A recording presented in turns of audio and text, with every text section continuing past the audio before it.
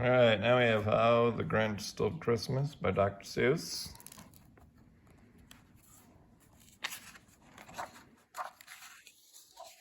This one is a Random House New York deal. There's all the copyrights and people registered trademarks and all that good stuff. Make sure you pause and read that if you're interested. This one is dedicated to Teddy Owens. Every Who down in Whoville liked Christmas a lot. But the Grinch, who lived just north of Whoville, did not. The Grinch hated Christmas the whole Christmas season. Now please don't ask why. No one quite knows the reason. It could be his head wasn't screwed on just right. It could be perhaps that his shoes were too tight. But I think that mostly likely reason of all may have been that his heart was 2 sizes too small. But whatever the reason, his heart or his shoes, he stood there on Christmas Eve, hating the Who's, staring down from his cave with a sour, grinchy frown at the warm-lighted windows below in their town, where he knew every Who down in Whoville beneath was busy now hanging a mistletoe wreath.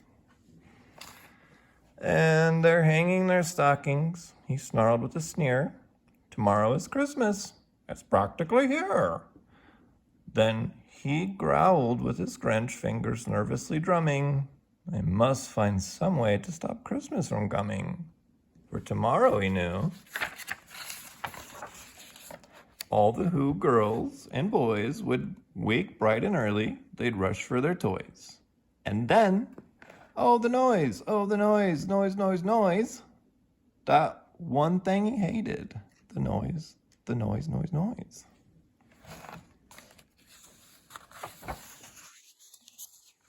Then the Who, young and old, sat down to eat a feast.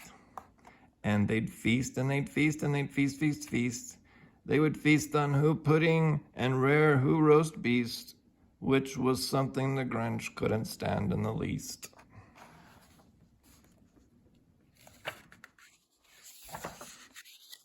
And then they'd do something he liked least of all.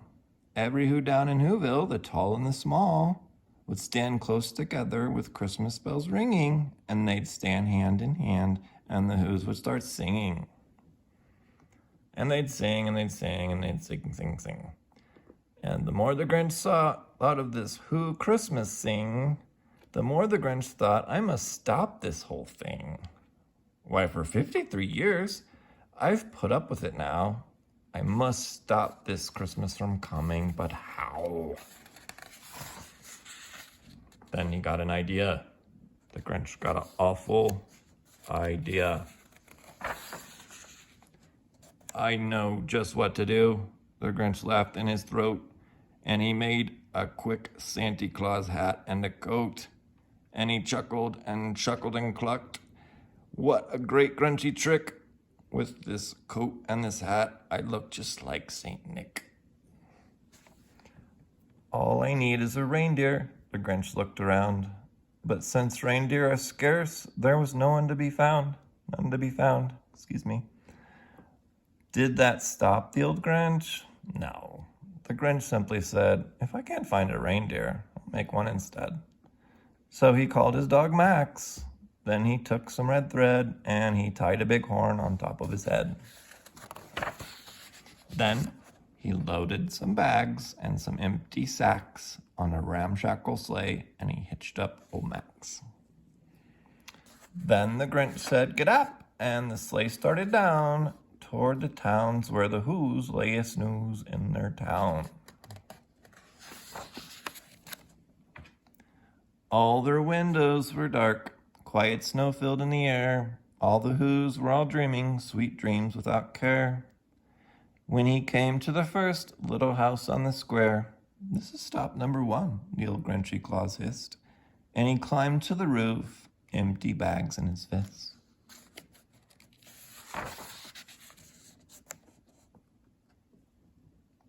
Then he slid down the chimney, a rather tight pinch, but if Santa could do it, then so could the Grinch. He got stuck only once for a moment or two, then he stuck his head out of the fireplace flue, where the little Who stockings all hung in a row. These stockings, he grinned, are the first things to go. Then he slithered and slunk with a smile most unpleasant around the whole room, and he took every present. Pop guns, bicycles, roller skates, drums, checkerboards, tricycles, popcorn, and plums. And he stuffed them in bags. Then the Grinch very nimbly stuffed all the bags one by one up the chimney.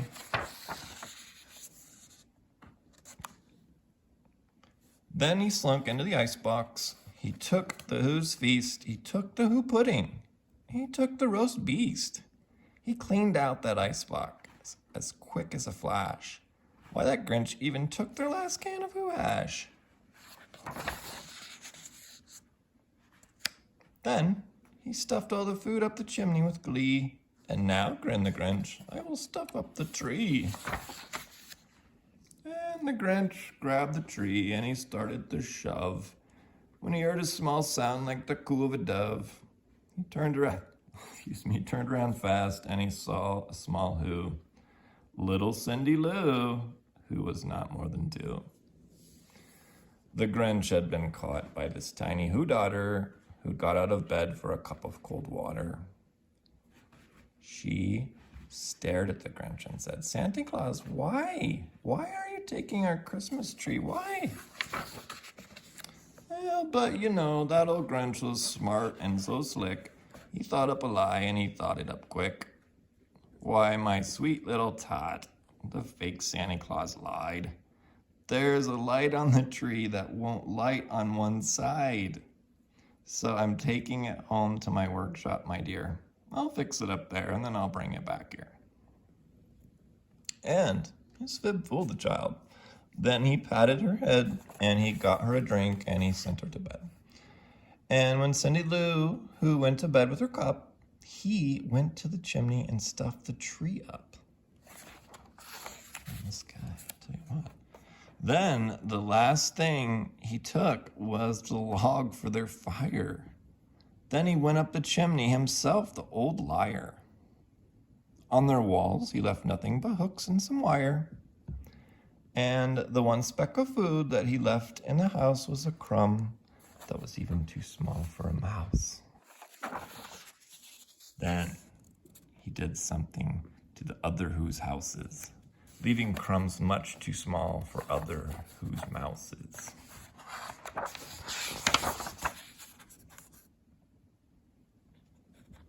It was 1:15 dawn, all the Who's still abed, all the Who's still a snooze. When he packed up his sled, packed it up with their presents, the ribbons, the wrappings, the tags, and the tinsel, the trimmings, the droppings. 3,000 feet up the side of Mount Crumpet, he rode with his load to the tip-top to dump it. Poo-poo to the Who's. He was the Grinch's humming. They're finding out now that no Christmas is coming. They're just waking up. I know just what they'll do. Their mouths will hang open a minute or two, and then the Who's down in Whoville will all cry boo-hoo.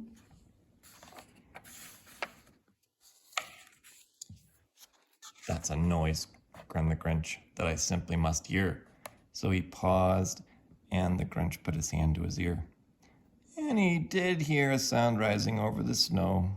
It started in low, and then it started to grow. But the sound wasn't sad. Why, this sound sounded merry. It couldn't be so. But it was merry, very. He stared down at the Whoville. The Grinch popped his eyes, and then he shook. What he saw was a shocking surprise. Every Who down in Whoville, tall and small, was singing without any presents at all. He hadn't stopped Christmas from coming. It came. Somehow or other, it came just the same.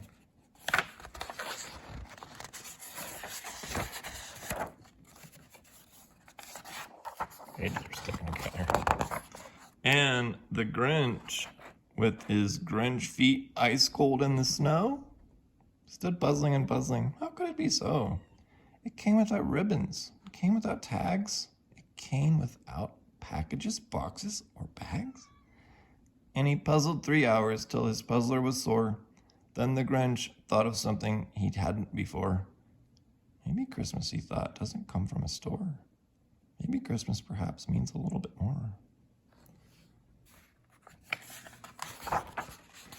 And what happened then? Well, in Whoville, they say that the Grinch's small heart grew 3 sizes that day.